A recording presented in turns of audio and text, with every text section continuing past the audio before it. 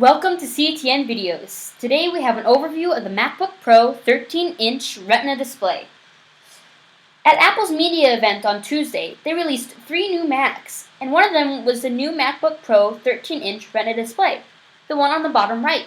They also released a new iMac and Mac Mini.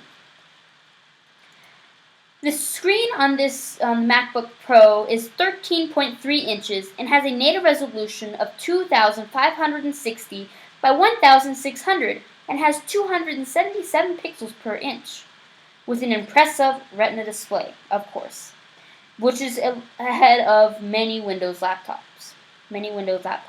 It starts out with a 2.5 GHz i5 processor with a turbo boost up to 3.1 GHz. You can configure it up to 2.9 GHz with an i7 processor. Both versions of the 13-inch MacBook Pro have the same processor. They come with an 8 GB of RAM. That's the same as the 15-inch version. It's not faster or slower, it's the exact same. The base model starts out with 128 GB of flash storage. That's an okay amount. I would expect more with a MacBook Pro, because that's what the MacBook Air starts out with. If you buy the higher end version, it'll start at 256 GB. If you want, you can configure them both up to 768 GB of flash storage. It weighs 3.7 pounds, about a pound lighter than the last generation. That's not a big improvement. It does have Intel HD graphics 4000, but no NVIDIA graphics, which is a little disappointing.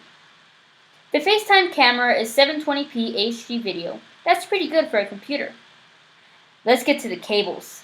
It has a MagSafe 2 charger, 2 Thunderbolt ports. You can't really use them right now without forking up a ton of money, but in the future that will be nice.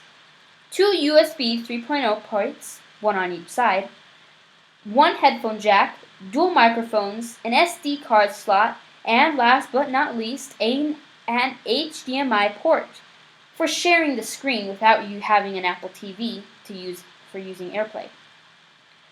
That is a big improvement from last year's version. They didn't have very many useful ports on that version.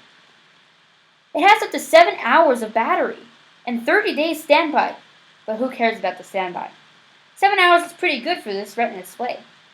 And of course, it has Bluetooth 4.0. The bottom line is that it is high-end Ultrabook.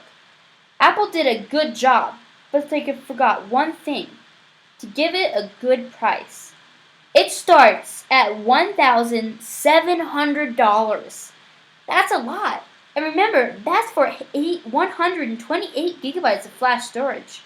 That is not much at all. The second model comes in at $2,000. And you can configure these up to over $3,000. Wow. That